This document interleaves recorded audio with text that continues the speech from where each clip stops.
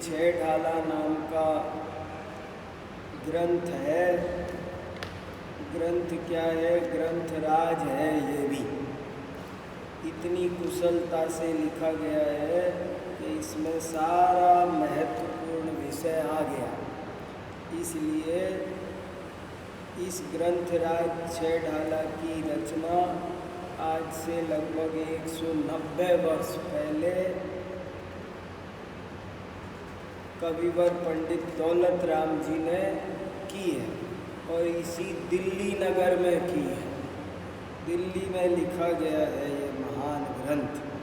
वो रहने वाले सासनी के थे, अलीगढ़ भी रहे थे, लेकिन बाद में वो दिल्ली के धर्मपुरा में शिफ्ट हो गए थे, वहीं रहने लगे थे। अंतिम समय तक यहीं रहे थे। यहीं से बाहर जाते थे कहीं जाना भी हो तो, और यहीं से सम्मेद शिखर की यात्रा की थी उन्होंने। तो ये छह डाला यहाँ पर लिखी गई है। इस छह डाला का हम पहली ढाल का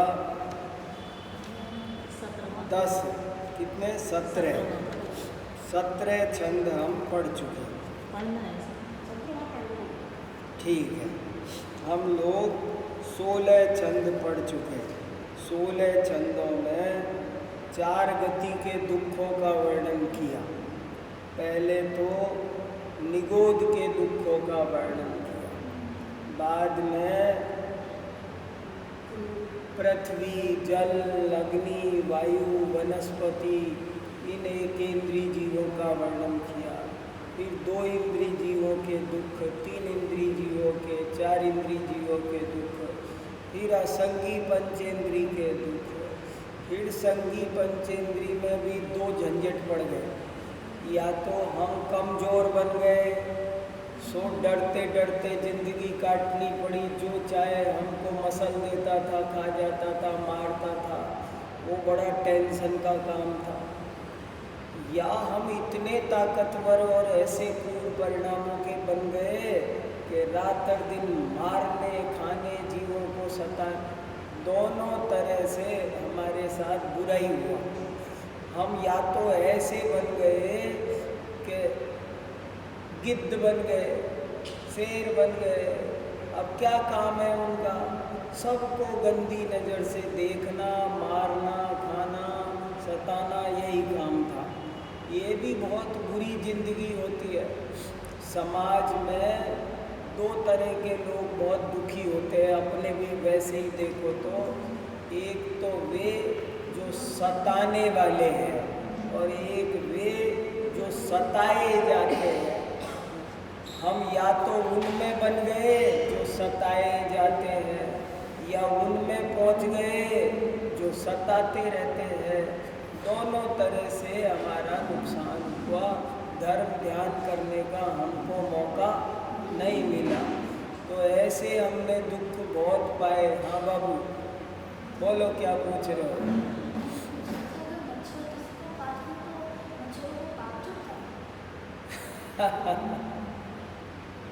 भावों का खेल है, सब भावों का खेल है। वो तो आपको जानते भी नहीं है, वो तो अपना भोजन खोजते फिर रहे हैं।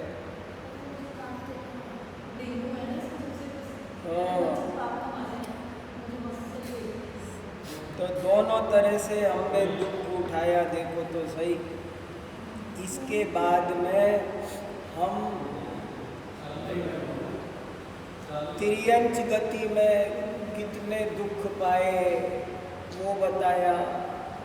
हार, बहन, वध, बंधन, कोई नॉर्मल से जानवर भी बने तो भी हमको बहुत कष्ट उठाने पड़े।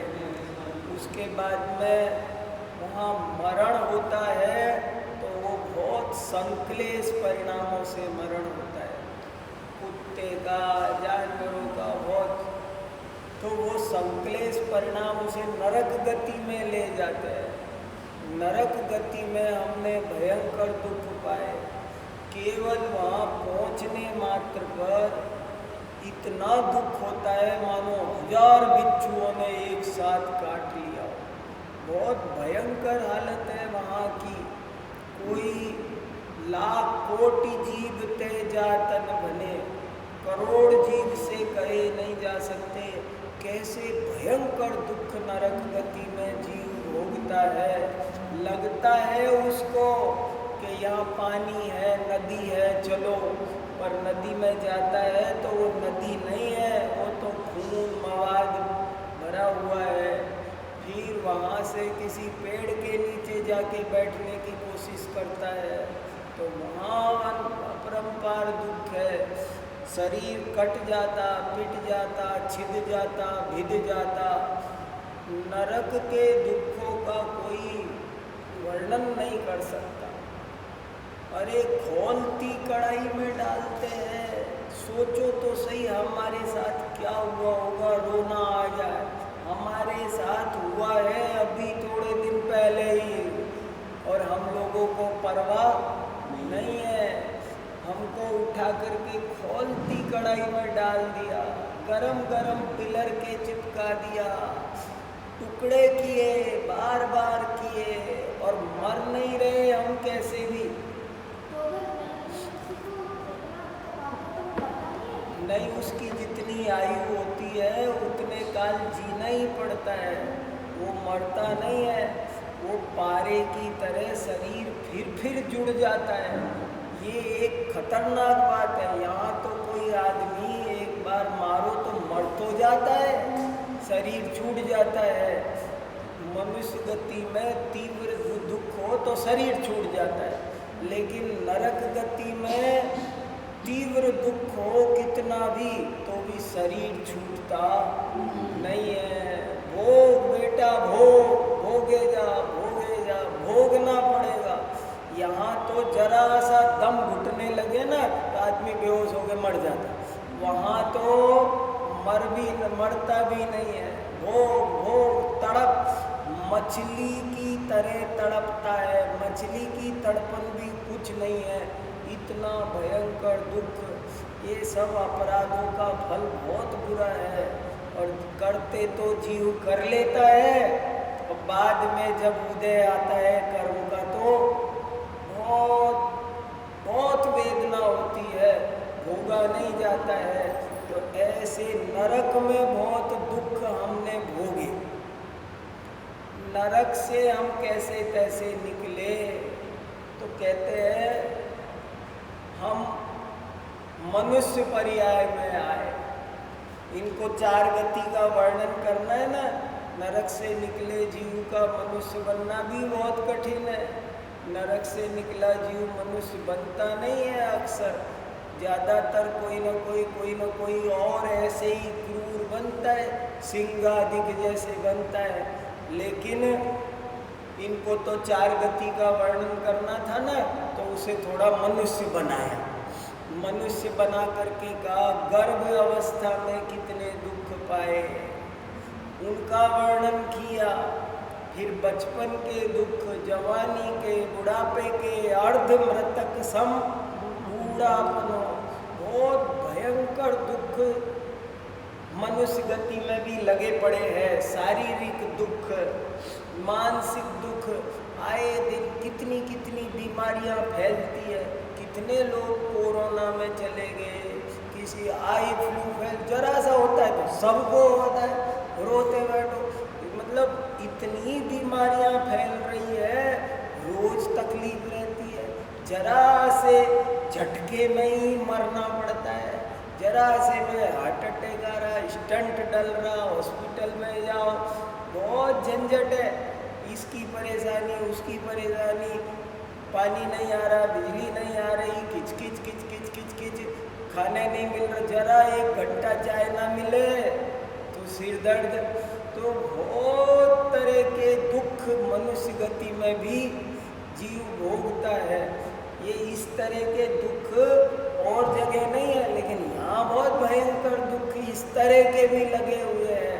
शारीरिक दुख मनुष्य गति में बहुत है, देव गति में इतने शारीरिक दुख। देवों के वैक्रियक शरीर होता है, उनके शरीर में कभी कोई उनको हॉस्पिटल जाना पड़ता है। स्वर्गों में हॉस्पिटल खुले नहीं खुले, उनके शारीरिक दुख इस टाइप के नहीं है। उनको मानसिक दुख ज़्यादा है। यहाँ पर शारीरिक दुख भी है, साथ में मानसिक दुख भी है, यहाँ पर भौतिक दुख भी है। पैसा नहीं हो तो नानी याद आती है, किड़किड़ किड़किड़ 24 घंटे परिणाम खराब रहते हैं। अगर पैसे की तंगी हो, आपके हमारे पास 2 पैसा पास में है इसलिए आपको पता नहीं है। अगर पैसा ना हो ना, ऐसे लिखा है दरिद्रता से बुरी तो कोई चीज ही नहीं है, ऐसे आचार्यों ने लिखा। अरे एक एक रोटी को, सब्जी को तरसना पड़ता है, सब्जी नहीं खरीद सकते। निर्धनता बहुत बड़ा दुख है। कोई और बड़ा काम तो कर ही नहीं सकते ढंग का कोई कपड़ा नहीं खरीद सकते, ढंग का कोई पढ़ाई नहीं कर सकते, लेकिन 24 घंटे दिमाग खराब रहता है पैसे की तरफ से। और किसी का कर्जा हो जाए तो वो परेशानी। तो आर्थिक दुख भी मनुष्य गति में बहुत सारे हैं। पैसे के चक्कर में कितने ही लोग आत्महत्या कर लेते हैं। पास में 2 पैसा होना चाहिए, ऐसा आचार्यों ने लिखा है, वीतरागी संतों ने लिखा है। एक जगह ऐसा लिखा, साधु के पास कौड़ी भी हो तो वो 2 कौड़ी का, और गृहस्थ के पास कौड़ी नहीं हो तो वो 2 कौड़ी का। गृहस्थ के पास पैसा होना ही चाहिए, संभाल के बचा के सावधानी से धनार्जन की। अर्थशास्त्र लिखा है, कभी एक दिन आपको सुनाऊंगा। कितने लोग इस बात का पर ध्यान नहीं देते। पैसे का क्या महत्व है वो भी जानना जरूरी है। तो आर्थिक दुख भी हमने बहुत सहन किए। कभी क्या पाप के उदय से, अभी मेरे पास 3 दिन पहले एक आदमी आए, 2 घंटे घर बैठे रहे, कहने लगे मैं बहुत दुखी हूँ। और सारा दुख उन्होंने ये सुनाया, बोले मेरे पास में पैसा बचता ही नहीं, सारा खत्म हो चला जा रहा है। मैं कहाँ था और कहाँ आ गया। बोले अब मेरे पास स्कूटर भी नहीं है, कभी घर में 2 गाड़ियाँ खड़ी थी और अभी कुछ नहीं है। और बोले रोज समाचार आते हैं, आज यहाँ घाटा लग गया, आज यहाँ घाटा लग गया। बोले पूरी नाली में पानी बहता है, ऐसे संपत्ति बहती जा रही है, मैं क्या करूँ। अभी 3 दिन पहले की बात है, एक आदमी सफदरजंग एनक्लेव में, हमारे घर के सामने एक अम्मा जी रहती हैं, वो अम्मा जी बताती कि जब दिल्ली में गिनी चुनी कार थी तब उनके घर में एम्बेसडर थी, और सफदरजंग एनक्लेव में 3 मंजिल कोठी थी। बोले मैं गाड़ी के नीचे पैर नहीं रखती थी, और अब पैदल चलना, सारी कोठी बिक गई, सारा व्यापार खत्म हो गया। कोई गाड़ी नौकर, घर में बल 6 नौकर थे, रसोई बना, हमने रोटियां नहीं सेकी। और बोले अब कुछ नहीं है, अर्जुन नगर में किराए के मकान में रह रहे हैं।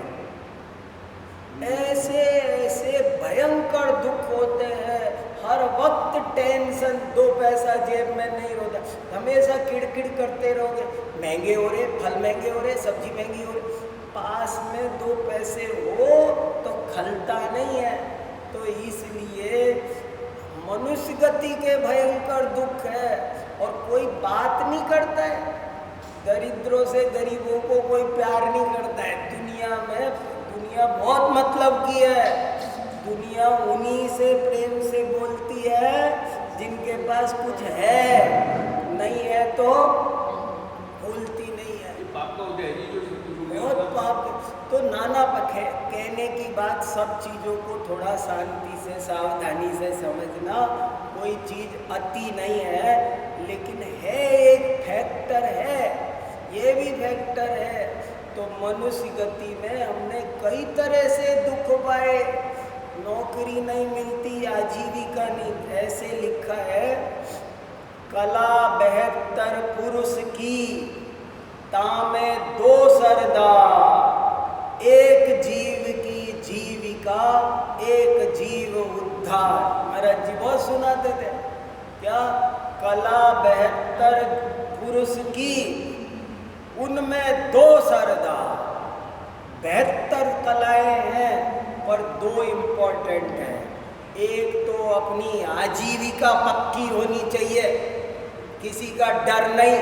आपके पास में मुट्ठी में आप अपने पैरों पे खड़े होना चाहिए, ये बहुत जरूरी है। आप अगर परावलंबी हैं, दूसरे पर डिपेंड है, तो आप विकलांग हैं, कोई पसंद नहीं करेगा आपको। एक बार बाहुबली भगवान की मूर्ति के सामने महाराज जी से किसी ने पूछा, क्या कह रहे हैं, क्या संदेश दे रहे? बाहुबली भगवान की मूर्ति क्या संदेश दे रही है दुनिया को? तो वो बोले, वो सबको कह रही है कि जो माँ बाप अपने बच्चों को अपने पैरों पे खड़ा कर दे, उन्हीं का जीवन सफल है।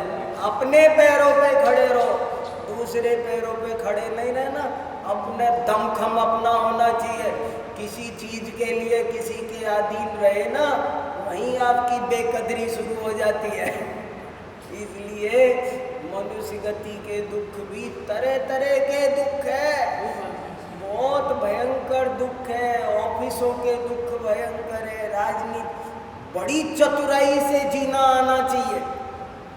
मनुष्य गति में, घर गृहस्थी में थोड़ा चतुराई, जो चतुर नहीं होगा ना, चतुर माने कपट नहीं, लेकिन सावधान, चतुर होना जरूरी है। मायाचारी नहीं कह रहा हूँ, कपट करो। संसार मतलब का है, स्वार्थ का है, लोग अंधे होकर के कुछ नहीं समझते हैं। कई बार तो सज्जन लोग भी दुख उठाते हैं। एक बहुत अच्छी कहानी आती है, एक धर्मात्मा आदमी था, शास्त्र में लिखी है, प्राकृत भाषा में लिखी हुई है कहानी। मैं तो आपको हिंदी में सुना रहा हूँ, लेकिन प्राकृत भाषा में लिखी हुई है ये कहानी। एक बहुत धर्मात्मा सज्जन था, तो उसने सोचा,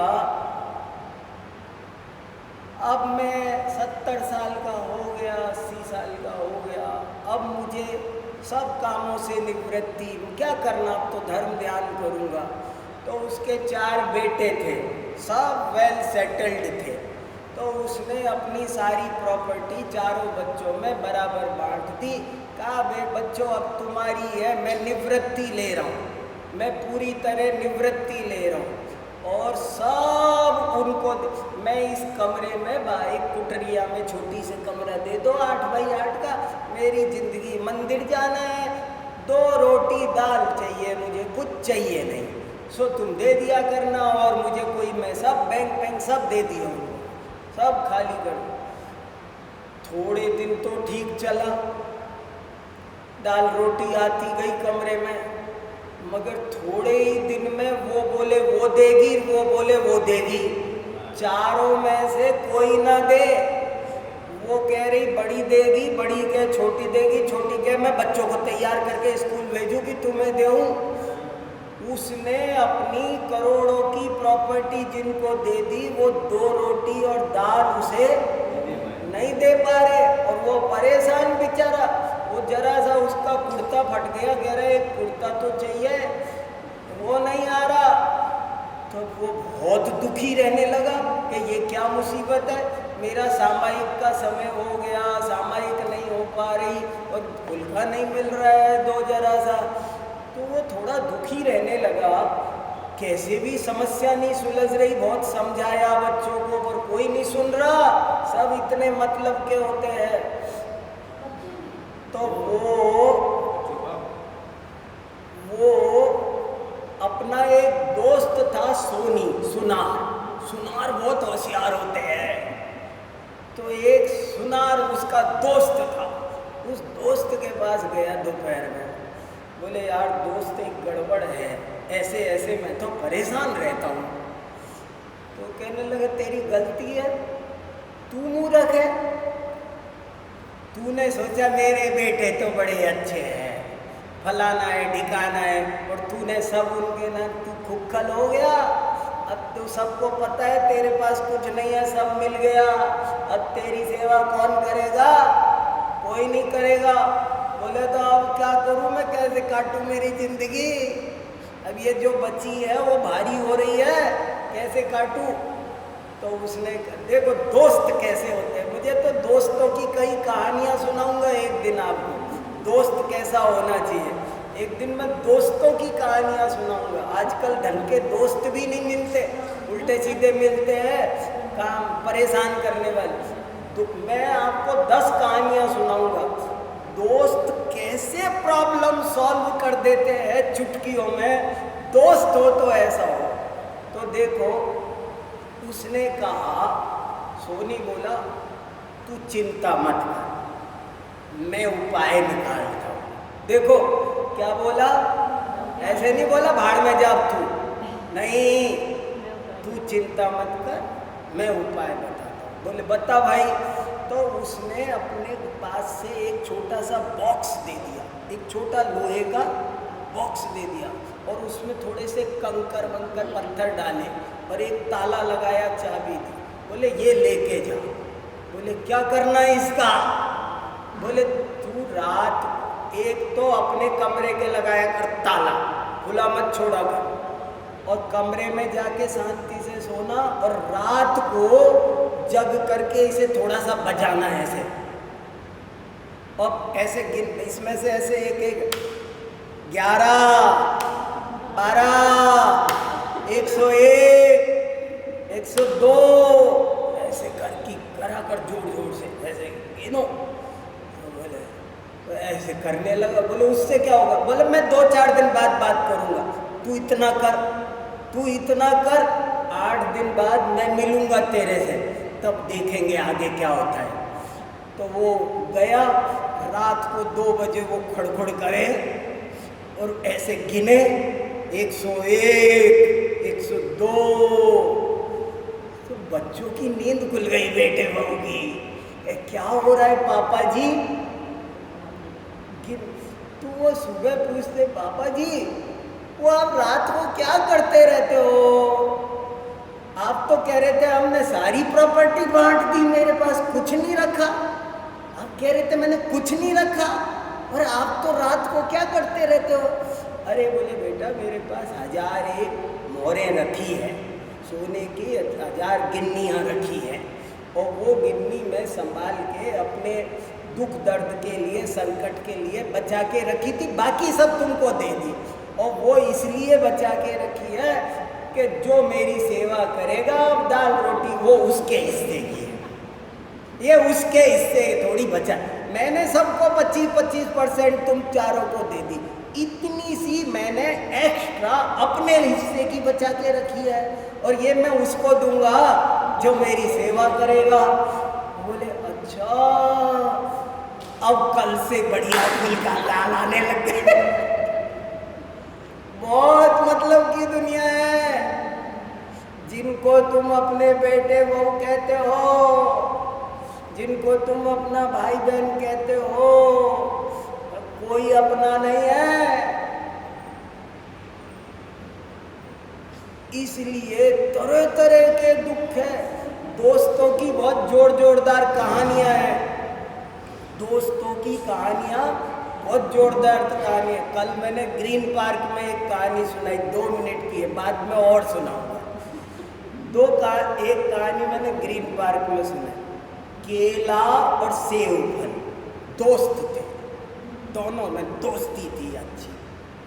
तो एक दिन सेव फल दुखी हो रहा था, उदास बैठा था। तो केले ने कहा तू क्यों दुखी है? देखो दोस्त कैसे होते हैं, इसलिए सुना रहा हूँ कहानी। तो वो सेव फल बोला मैं बहुत दुखी हूँ। बोले क्यों?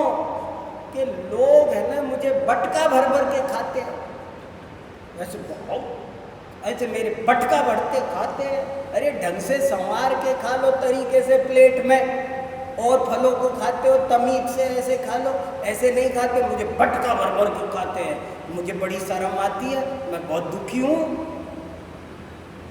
अब देखो दोस्त कैसा होता है। केले ने सोचा अरे मेरा दोस्त दुखी हो रहा है, इस बात पर मेरा दोस्त दुखी हो रहा है, ये तो अच्छी बात नहीं, इसको सुखी करना चाहिए, इसको सुखी करना चाहिए। तो वो केला बोला बस तू इसलिए दुखी है, तुझे पता है मेरा दुख तेरे से बड़ा है। तुझे तो लोग सिर्फ बटका भर भर के खाते हैं, मुझे तो पहले नंगा करते हैं, मेरी इज्जत खराब करते हैं। मुझे पहले नंगा करते हैं, बाद में बटका भर भर के भी खाते हैं। तो बता तेरा दुख बड़ा कि मेरा दुख बड़ा? तो सेव फल बोला हाँ दुख तो तेरा बड़ा है। तो खुश हो जा, आजा खेलते जा। बताओ कैसी लगी कहानी? काल्पनिक कहानी है पर बहुत मूर्खों को दोस्त मत बनाया करो। जो हमारा दुख बढ़ाए वो दोस्त नहीं होता, जो हमारा दुख सुलझाए। ये देखो कैसे चुटकियों में दुख, ये 10 कहानी सुनाऊंगा एक दिन, दोस्त कैसा होना चाहिए।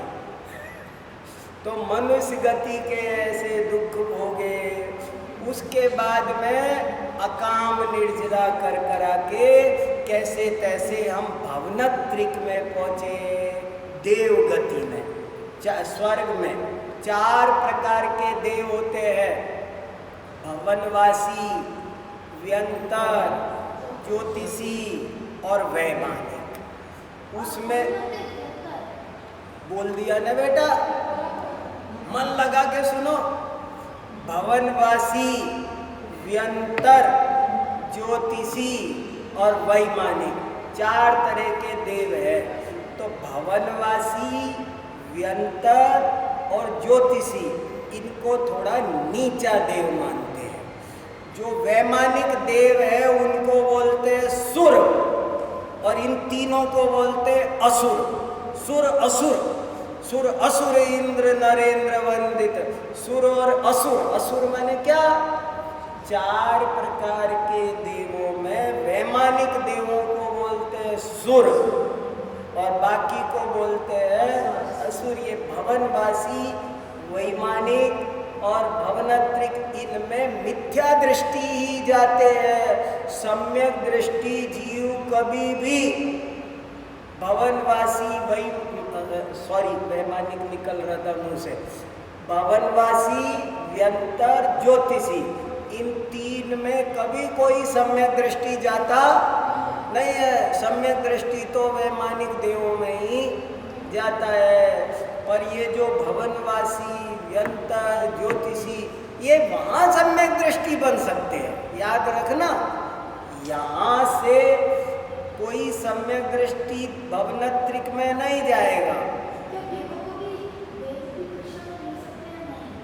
देव दीक्षा नहीं ले सकते। कैसे लेंगे?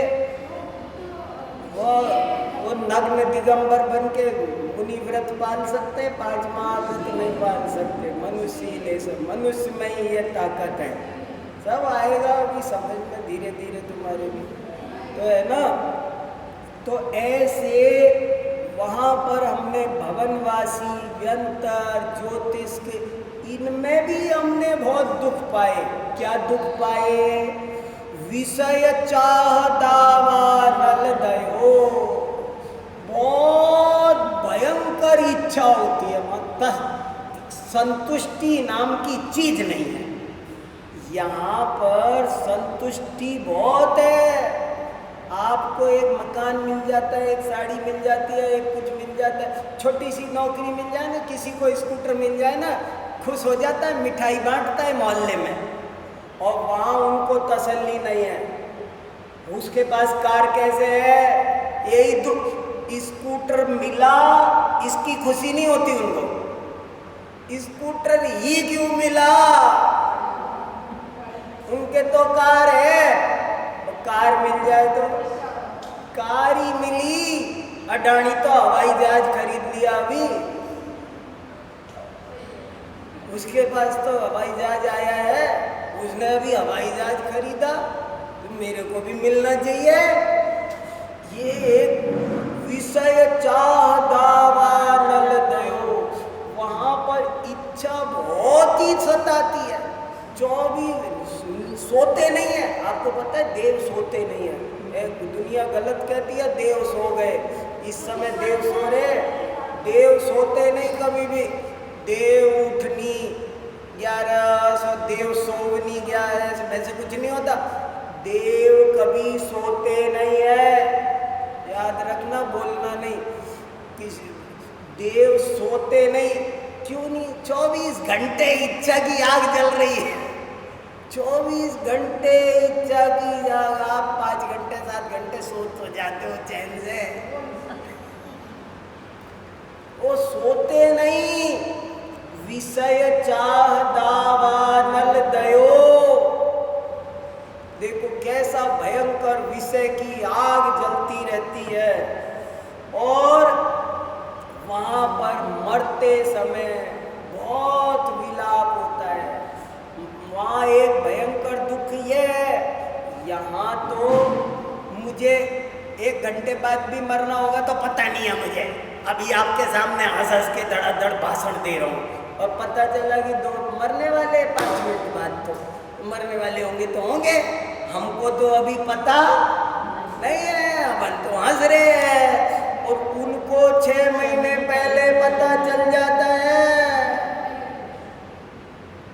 और ज्यादातर भवनत्रिक में मिथ्या दृष्टि रहते हैं, तब वे क्या करते हैं? रोते बुरी तरह, विलाप करते, महाविलाप करते हैं। और उनको ये भी पता चलता है कि मर के मेरे को वो पौधा बनना है, मर के पौधा बनना है मुझे, और मुझे मर करके वहाँ गरीब कौन मिलने, क्या तेल निकलेगा। तो इसलिए क्या काय के कौन सुनता है भाई, सब मतलब के अभी बता रहे ना। तो ऐसे ये लाइन बहुत इंपॉर्टेंट है। विषय चाह दावानल दयो, कितनी इंपॉर्टेंट लाइन है देखो। कभी अकाम निर्जरा करे, भवनात्रिक में सुर तन धरे। सुर तन, सुर तन माने, सुर माने देव, तन माने शरीर। कभी अकाम निर्जरा कर ली तो हम भवनात्रिक में देव शरीर मिल जाता है। और देव शरीर वैसे बहुत अच्छा है, वैसे बहुत अच्छा क्यों कह रहा हूँ? क्योंकि वह क्रियक होता है। देखो हमारे शरीर जैसी प्रॉब्लम उनको नहीं है, खांसी नहीं होती, जुकाम नहीं होता, आई फ्लू नहीं होता, कोरोना नहीं होता, कोई बीमारी नहीं होती, हॉस्पिटल नहीं जाना पड़ता। और उनको देखो, आप सुनो, अगर आपको यहाँ से बम्बई जाना हो तो क्या करते हो? टिकट नहीं मिल रहा, ट्रेन में भी नहीं है, फ्लाइट में भी नहीं है, ये महंगा आ रहा है इधर, और उनको बम्बई जाना है तो क्या करते हैं? ऐसे रिमोट दबा दिया, बम्बई, कलकत्ता, कोई किराया नहीं, भाड़ा नहीं, अपने आप पहुंच जाते 1 मिनट में। आपको बम्बई जाना हो तो क्या उनको बम्बई जाना हो तो, हमें बम्बई जाना हो तो, और उनको बम्बई जाना हो तो, वैसे नहीं, न किराया खर्च होगा, न कुछ होगा, और ट्रेन में नहीं बैठना पड़ेगा, प्लेन में नहीं, ऐसे रिमोट जैसे पहुंच जाते, जैसे रिमोट से चैनल बदलते हो ना, ऐसे 1 मिनट में। अरे कलकत्ता बम्बई, वो ऐसे चलो नंदीश्वर द्वीप। इच्छा होने की बात है, लेकिन हर एक को नंदीश्वर द्वीप जाने की इच्छा, उपद्रव, किसी को तो इच्छा होती है चलो नरकों में उनको भिड़ाएंगे। ऐसे ऐसे होते भवनवासियों में। एक असुर कुमार जाति के होते हैं, देखो सोचो, उनको ये भी भाव आ सकते हैं, चलो सिमंदर भगवान के समोसरण में दिव्य ध्वनि, और रिमोट दबाते ही जा सकते हैं, जा भी सकते हैं। आज आप और हम जा सकते हैं? अपन यहाँ रोते रहो सिमंदर भगवान याद करो, पर जा नहीं सकते। और वो सिमंदर भगवान के समोसरण में जिनवाणी सुनने जाना चाहे तो ऐसे जा सकते हैं, चुटकी बजाते, आप ताली बजाओ, इससे पहले तो वो समोसरण में पर देखो कर्म का खेल, वहां नहीं जाते, कहाँ जाते हैं? चलो नरक में, उनको भिड़ाएंगे। वो दोनों शांति, वो चुपचाप, आप दोनों बैठे हो शांति से, तो कहेंगे चलो उनको, वो चुपचाप बैठे हैं, लड़ नहीं रहे आपस में, उनको लड़ाना है। ये हाल है। कैसे परिणाम है? अरे भैया भावनात्रिक में परिणाम, हम ऐसे रहे हैं, हमने इतने दुख पाए हैं। कितनी महत्वपूर्ण लाइन है ये। विषय चाह दावानल दयो, मरत विलाप करत दुख सही। छाती पकड़ पकड़ के, पछाड़ मार मार के विलाप करते 6 महीना, 6 महीना तो, और कोई ऑप्शन नहीं है, कुछ नहीं हो सकता, लेकिन वो रो रहे, हाय कुछ कर लो, हाय कुछ कर लो, हाय कुछ कर लो। कुछ काम नहीं आता वहाँ, उनका इंद्र काम नहीं आता, कोई कल्प वृक्ष है वो काम नहीं आते, कुछ काम नहीं आते, रोते हैं। एक ही चीज काम आती है, अगर उसको इच्छा हो जाए तो चलो भगवान के समो शरण में चले जाए और सम्यक दर्शन कर ले, शरीर से आत्मा का भेद विज्ञान कर ले, ये तो काम आ सकता है, और कुछ काम। पर ये दवाई इच्छा हो तो ले, ये दवाई तो जिसको जचेगी वही लेगा। देखो हे भगवान, जो विमान वासी उठाए, सम्यक दर्शन बिन दुख पाए। ते जय थावर तन धरे, यों परिवर्तन पूरे करे। जो विमान वासी उठाए, 4 प्रकार के देव बताए। भावनात्रिक हुए तब तो दुखी है ही है वहाँ, लेकिन वैमानिक भी बन जाए पर सम्यक दर्शन नहीं हो तो। एक सम्यक दर्शन बहुत गजब की चीज है। देखो क्या लिखा है इसको, गजब की बात। जो विमान वासी उठाए, सम्यक दर्शन बिन दुख पाए। कहते जय थावर तन धरे, यों परिवर्तन पूरे कर। तह माने वहाँ, ते माने से, चय माने छूट कर, थावर माने स्थावर, पेड़ पृथ्वी जल अग्नि वायु वनस्पति, ये 5 का, इन 5 का नाम है स्थावर। तो वहां से छूटे तो क्या बने? फिर से स्थावर।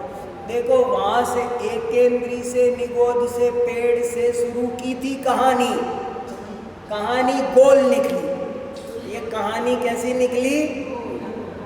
साधारण वनस्पति निगोद दशा से शुरू हुई कहानी, और घूम करके कहानी वहीं की वहीं आ गई। लिखा ना, ते चय थावर तन धरे, यों परिवर्तन पूरे करे।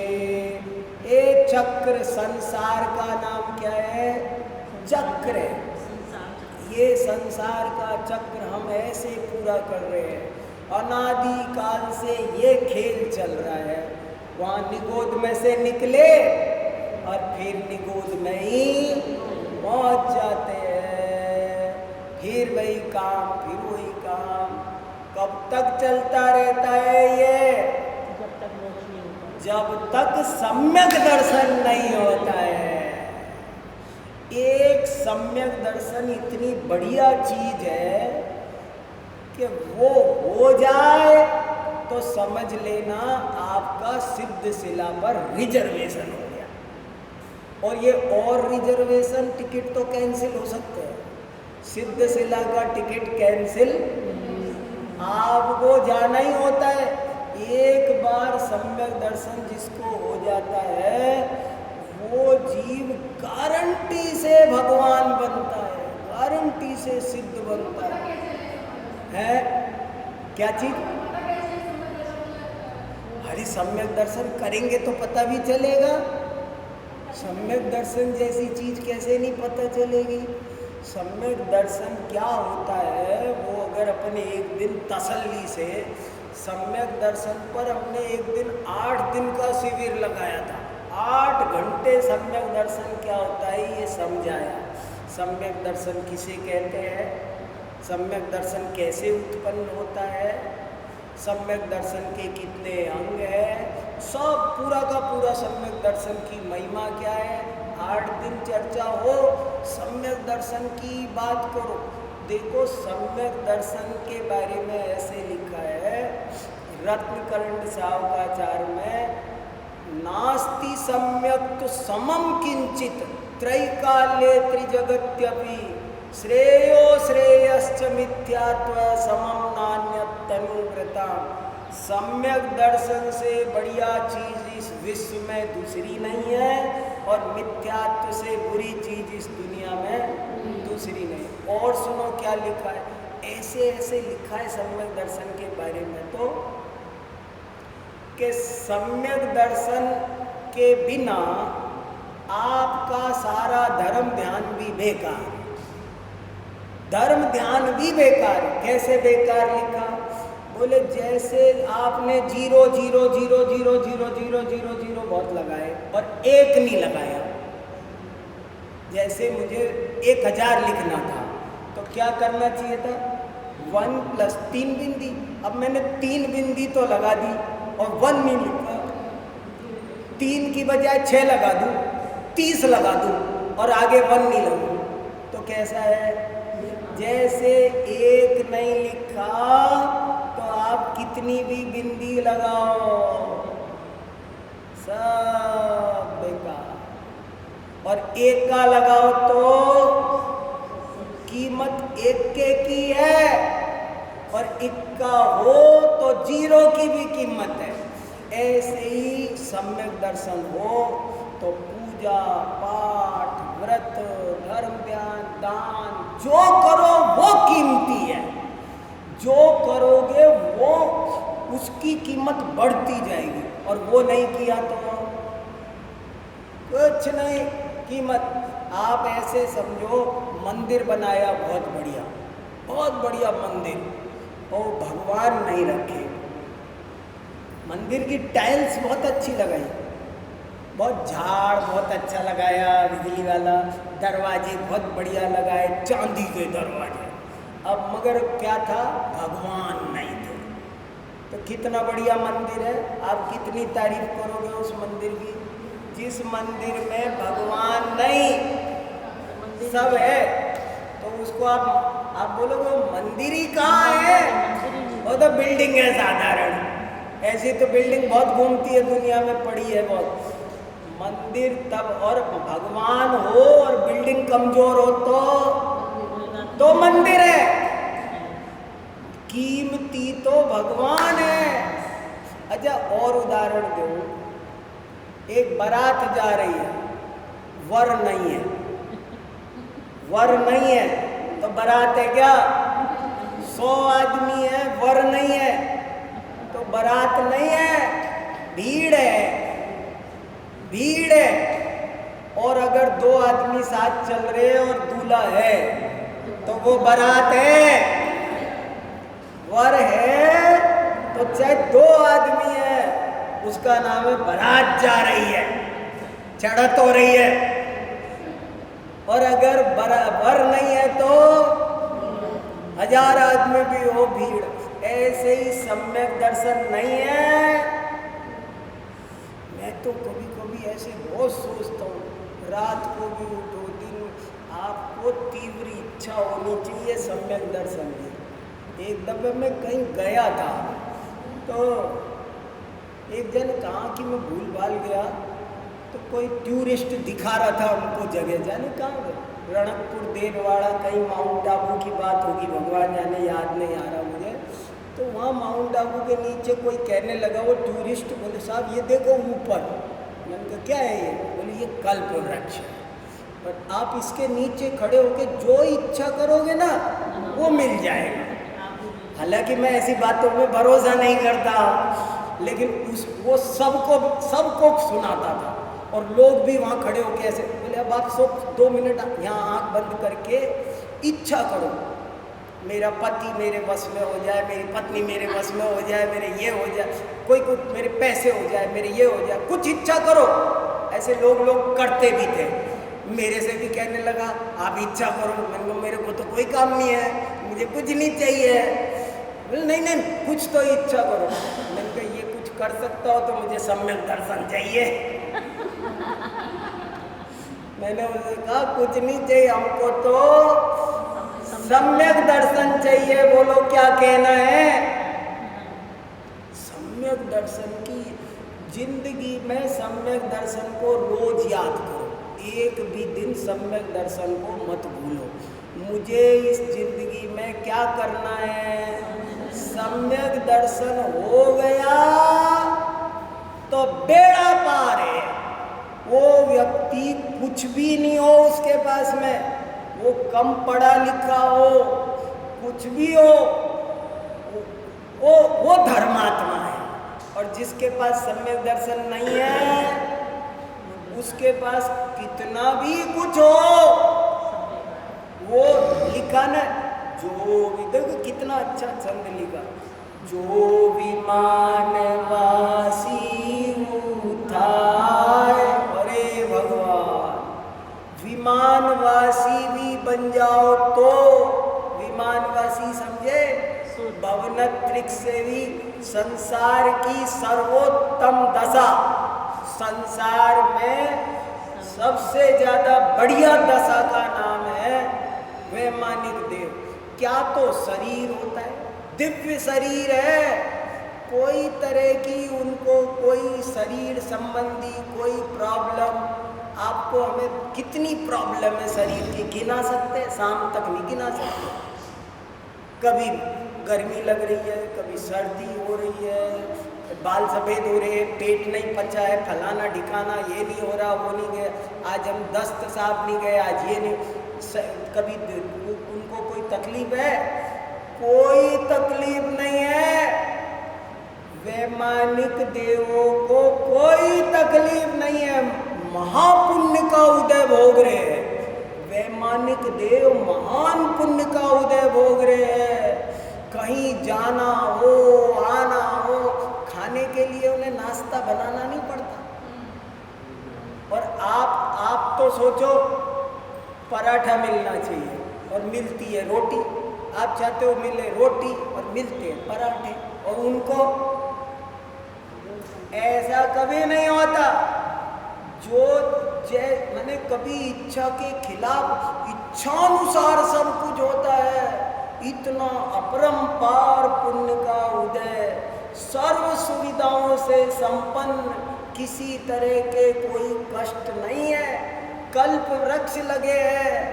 आपको किसी पार्क में, यहाँ पॉल्यूशन कितना है, वहाँ पर कितना पॉल्यूशन है, इंडेक्स आई क्या चलता होगा वहाँ, बढ़िया से बढ़िया ऑक्सीजन का भंडार है, सुंदर सुंदर नंदनवन बगीचे, आनंद के साथ में क्रीड़ाएं करो, बढ़िया से बढ़िया सब कुछ है। मगर देखो, जो विमान वासी उठाए, यहाँ पर अपने को बढ़िया कोठी मिल जाए, गाड़ी मिल जाए, 2 नौकर चाकर 4 मिल जाए, अच्छा व्यापार चलता हो, सब काम वाली आती हो, मुझे सब लगा जाए। नहीं, अपन क्या सोचते हैं, बस मजे ही मजे हैं। वहाँ जो विमान वासी उठाए, अब ये बात समझ में आ रही है? सम्यक दर्शन के बिना विमानवासी बन गए। वहाँ पर आपको एक जेवर खरीदना हो तो कितनी किड़किड़ करनी पड़ती है घर में, मिले ना मिले, वो भी इच्छा अनुसार मिले। और वहाँ पर सबको बढ़िया से बढ़िया जेवर, दिव्य, तुम्हारे सोने चांदी फेल है, इतना बढ़िया बढ़िया, वहाँ रत्नों के बाद क्या बढ़िया से बढ़िया रत्नों के आभूषण हैं, सर्व प्रकार की अनुकूलताएं हैं, जो चाहे वो फर्राटेदार। आपको हवाई जहाज में एक सीट मिलना मुश्किल है, आपको खुद हवाई जहाज है सबके पास में, अपना अपना प्लेन, चलो। और चाहो तो ड्राइवर से चलाओ, चाहे तो खुद चलाओ, जो मन में आए वो करो। कितनी सुविधाएं हैं गजब की। आपको कपड़े धोने पड़ेंगे, प्रेस करने पड़ेंगे, कितने कितने झंझट है, उनको कोई कष्ट नहीं है, किसी तरह का कोई काम नहीं, कोई आजीविका नहीं करनी, कुछ नहीं करना।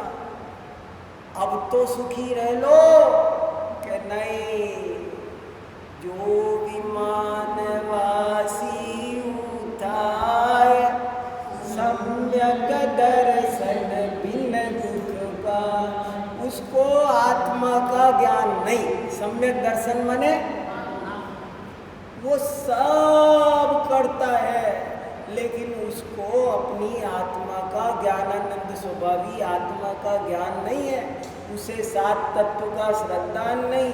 जीव क्या, अजीव क्या, आश्रव क्या, बंध क्या, संवर निर्जरा क्या, ये उसको कुछ पता नहीं है, इसलिए महादुखी है वो। इच्छा तो वहाँ भी भयंकर है, देवगति में लोभ की तीव्रता होती है, ये बात पता है ना आपको। 4 कसाय है, क्रोध, मान, माया, लोभ, और 4 गतियाँ हैं।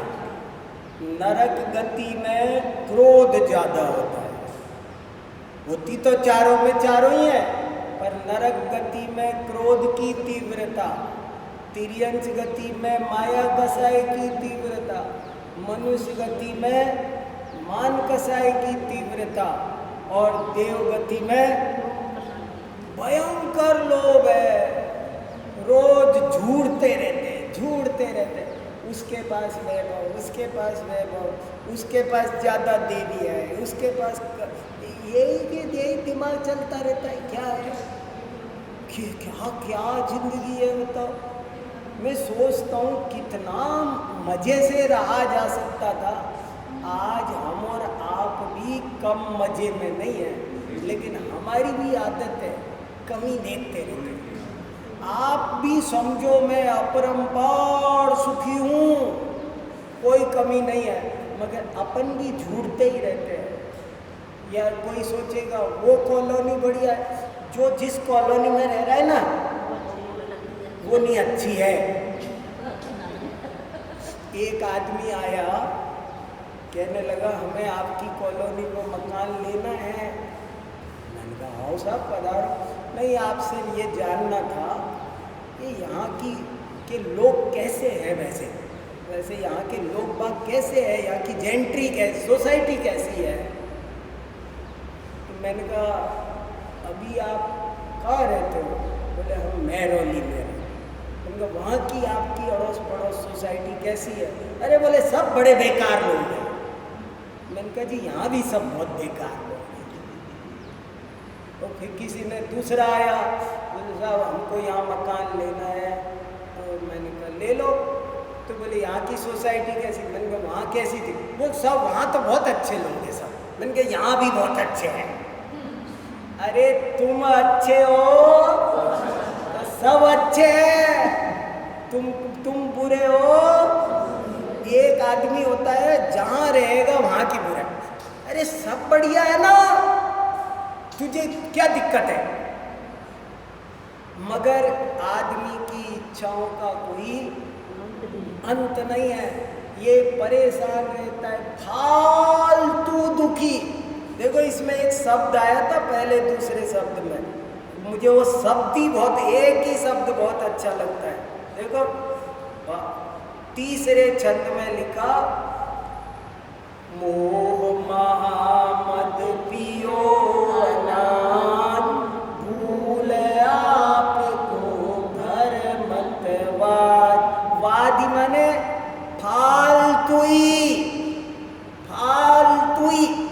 वजह, कोई वजह नहीं थी।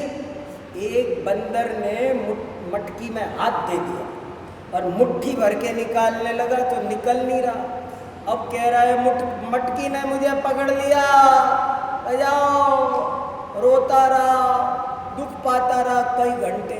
बताओ किसने दुख दिया बंदर को? अपनी मूर्खता ने।